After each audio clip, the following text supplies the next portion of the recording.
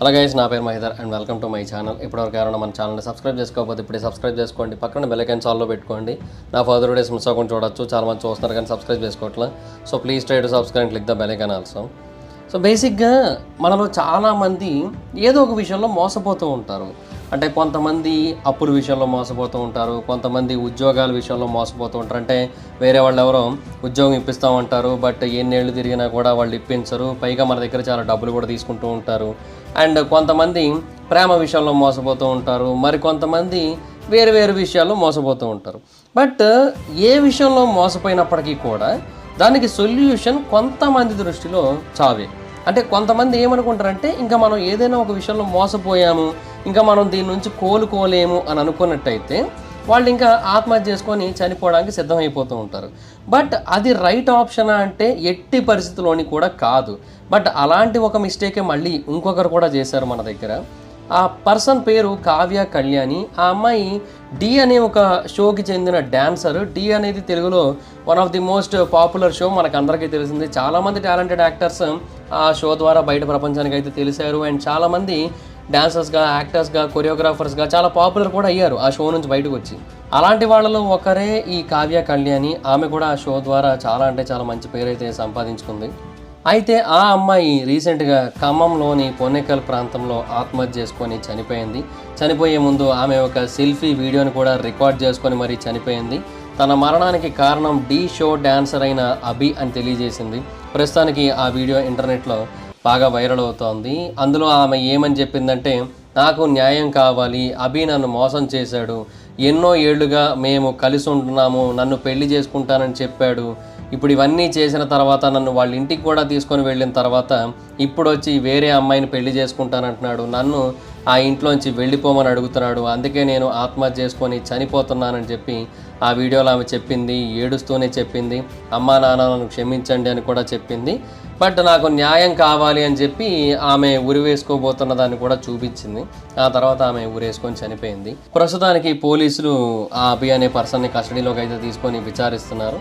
అయితే ఆ టైంలో ఇంకొక విషయం తెలిసింది. అదేంటంటే ఈ అభి అనే పర్సన్ యొక్క ఫ్రెండ్స్ కొంతమంది చెబుతున్న విషయం ఏంటి అంటే, ఆ కావ్య కళ్యాణి అనే అమ్మాయికి ఆల్రెడీ ఇంతకు ముందు ఒక వ్యక్తితో ప్రేమ అనేది ఉంది. అండ్ ఆ వ్యక్తిని పెళ్లి కూడా చేసుకోవడం జరిగింది. బట్ కొన్ని కారణాల వల్ల విడిపోయారు, సెపరేట్ అయిపోయారు. బట్ ఆ విషయాలు ఏవి కూడా ఈ అభి అనే పర్సన్కి చెప్పకుండా ఈ పర్సన్ లైఫ్లోకి ఎంటర్ అయ్యి రిలేషన్షిప్ కంటిన్యూ చేసి పెళ్లి చేసుకుందాం అనుకునే స్టేజ్ వరకు వచ్చారు. బట్ రీసెంట్గా అభికి ఆ విషయం గురించి తెలిసింది. అలా తెలియడం వల్ల అతను ఈమెను దూరం పెట్టాడు. అండ్ అప్పటి నుంచే వేరే అమ్మాయిని పెళ్లి చేసుకునే నిర్ణయానికి వచ్చాడు. అండ్ అందుకని ఈ అమ్మాయిని ఇంకా వద్దనుకున్నాడు. అండ్ ఆ విషయం ఈమె తట్టుకోలేకపోయింది. అండ్ తనని వదిలేస్తున్నాడు అనే బాధలో తను ఆత్మహత్య చేసుకొని చనిపోయింది అనేది వాళ్ళ పాయింట్. సో దీంట్లో అభి చేసిన తప్పేమీ లేదు. తనని ఆల్రెడీ ఆ అమ్మాయి మోసం చేసింది, అందుకని ఇంకా అభి తనని వద్దనుకున్నాడు. అంతే తప్ప తనేమి కావాలని వదిలేయాలనుకోలేదు. వేరే అమ్మాయిని చేసుకోవడం కోసమే తినని వద్దనుకోలేదు. తినని వద్దనుకున్నాకే వేరే అమ్మాయిని చేసుకోవాలనుకున్నాడు అనేది వాళ్ళ ఒపీనియన్. సో ఇదొక న్యూస్ అయితే వినబడుతోంది ప్రస్తుతానికి. బట్ దీని గురించి ఇంకా కంప్లీట్ క్లారిటీ అయితే రావాల్సి ఉంటుంది. అంటే ఇందులో ఎంతవరకు వాస్తవం ఉంది అనేది మనం పూర్తిగా తెలుసుకోవాల్సి ఉంటుంది. బట్ ప్రస్తుతానికైతే మన క్లారిటీ అయితే లేదు ఈ ఇన్సిడెంట్ కోసం. బట్ ఏదైనా మనం ఈ ఎంటైర్ ఇన్సిడెంట్ నుంచి నేర్చుకోవాల్సిన అండ్ తెలుసుకోవాల్సిన విషయం ఏంటి అంటే, ప్రతిదానికి కూడా ఆత్మహత్యలే కారణం కాదు. కొంతమంది పిల్లల్ని చూస్తున్నాం, చదువు ప్రెషర్ తట్టుకోలేక ఆత్మహత్య చేసుకొని చనిపోతున్నారు. ఇంకొంతమంది ఏమో చాలా చిన్న చిన్న రీజన్స్కి వేరే వాళ్ళకంటే కొన్ని తక్కువ మార్కులు వచ్చాయని ఆత్మహత్య చేసుకొని చనిపోతున్నారు. ఇలాగ ప్రతిదానికి ఆత్మహత్యే కారణమైనట్టయితే భూమి మీద సగం మంది దాకా ఉండకపోవచ్చు కదా. ఎందుకంటే అందరికీ ఏవో కష్టాలు ఉంటాయి. సగం మంది ఏమి 80% దాకా కూడా ఉండకపోవచ్చు, ఎందుకంటే అందరికీ ఏవో కష్టాలు ఉంటాయి. ఎలాన్ మస్క్ కూడా ఏవో కష్టాలు ఉంటూనే ఉంటాయి. సో అలాగని చెప్పి ఇంకా ఎలాన్ మస్క్ వాడన్నిటిని చూసుకొని ఆత్మహత్య చేసుకొని చనిపోలేడు కదా. ఇప్పుడు ఎలాన్ మస్క్ ఒకనొక స్టేజ్లో ఆల్మోస్ట్ దివాళా తీసే పరిస్థితికి వచ్చాడు. బట్ ఇప్పుడు ప్రపంచంలో నెంబర్ 1. దానికి రీజన్ ఏంటంటే అతను కంబ్యాక్ ఇవ్వాలనుకున్నాడు. అలాగే లైఫ్లో వేరు వేరు సిచ్యువేషన్స్ కూడా ఇలా కంబ్యాక్ అనేది ఉంటుంది. అది ప్రేమకి కావచ్చు, ఎగ్జామ్స్కి కావచ్చు, లేదంటే దేనికైనా కావచ్చు. ఏ రకంగా మనకి ప్రాబ్లమ్స్ ఎదురైనా, ఏ రకంగా మనకి మోసం ఎదురైనా కూడా దాన్ని మనం ఫేస్ చేయాల్సి ఉంటుంది. దాన్ని మనం ఎదుర్కొని ముందుకు వెళ్లాల్సి ఉంటుంది. ఇక్కడ తప్పు ఆ అమ్మాయిదో అబ్బాయిదో మనకు ప్రస్తుతానికైతే తెలియట్లేదు. అంటే ఆ విషయం ఏదైతే బయటకు వచ్చిందో అంటే ఆ అమ్మాయికి ఆల్రెడీ ఇంతకుముందు ఒక ప్రేమ వ్యవహారం ఉంది అండ్ ఆ అమ్మాయికి ఆల్రెడీ ఇంతకుముందు పెళ్ళయింది.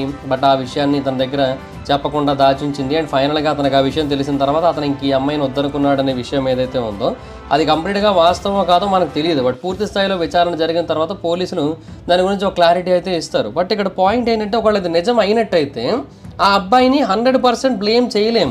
బట్ అలాగని అంతకుముందు ఏదో ప్రేమ వ్యవహారం ఉంది, పెళ్లి జరిగింది, బట్ దాని గురించి చెప్పలేదు అని దానికోసం కంప్లీట్గా వద్దనుకోవడం కూడా కరెక్ట్ కాదు.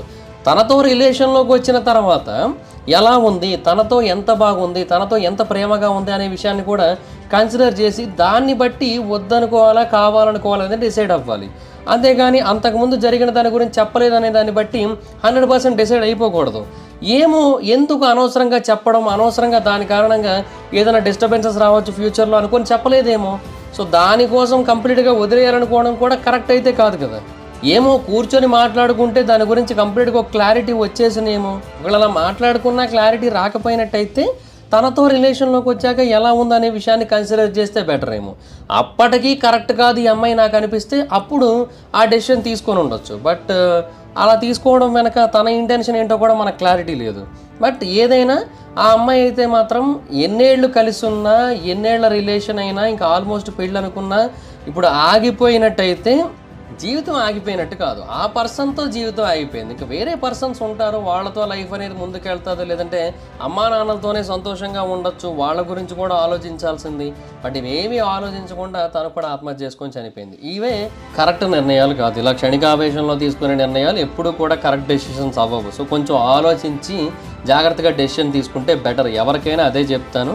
ఆత్మహత్య అనేది అన్నిటికీ సొల్యూషన్ అయితే కాదు. అసలు అది దేనికి సొల్యూషన్ కాదు, ఏ రకంగానూ సొల్యూషన్ కాదు. అది అసలు 0.00001% కూడా సొల్యూషన్ కాదు ఏ ప్రాబ్లంకైనా సరే. సో ఆగి ఆలోచించి కూర్చొని డిసైడ్ చేసుకుంటే బెటర్. ఏదైనా సరే లైఫ్ ముందుకెళ్ళేలా చూసుకోవాలి తప్ప లైఫ్ వెనక్కి వెళ్ళేలాగో ఆగిపోయేలాగో చేసుకోవడం అనేది అస్సలు కరెక్ట్ అయితే కాదు. సో మీ ఫ్రెండ్స్లో ఎవరైనా సరే ఇలాంటి పిచ్చి పిచ్చి ఆలోచనలతో ఉన్నట్టయితే వాళ్ళందరికీ ఈ వీడియో షేర్ చేసి అనవసరమైన నిర్ణయాలు ఏవి కూడా తీసుకోవద్దు అని చెప్పండి. అండ్ ప్రతి చిన్నదానికి డిసప్పాయింట్ అయిపోయే వాళ్ళకి కూడా చెప్పండి ఇవన్నీ కూడా అనవసరం, వీటి గురించి అంత సీరియస్గా తీసుకోవాల్సిన అవసరం లేదు అని. సో దాట్స్ ఇట్ గైస్, ఇది వీడియోలోని ఇన్ఫర్మేషన్ మీకు నచ్చినట్టయితే లైక్ చేసి వీడియోని మీ ఫ్రెండ్స్ అండ్ ఫ్యామిలీ మెంబర్స్కి షేర్ చేయండి. అలాగే మీ సోషల్ మీడియా ప్లాట్ఫామ్స్లో కూడా షేర్ చేయండి. ఇప్పటివరకు ఎవరైనా మన ఛానల్ని సబ్స్క్రైబ్ చేసుకోకపోతే ఇప్పుడే సబ్స్క్రైబ్ చేసుకోండి. పక్కనే ఉన్న బెల్ ఐకాన్ క్లిక్ చేసి ఆన్లో పెట్టుకోండి. నా ఫర్దర్ వీడియోస్ మిస్ అవ్వకుండా చూడొచ్చు. అండ్ నా ఇన్స్టాగ్రామ్ ఐడి జబర్దస్త్ మహీధర్. మీరు ఏదైనా ఒక టాపిక్ గురించి నన్ను వీడియో చేయమని అడగాలనుకుంటే ఇన్స్టాలో నాకు ఫాలో అయ్యి నాకు దాని గురించి మెసేజ్ చేయడానికి ట్రై చేయండి. Thank you guys, bye bye.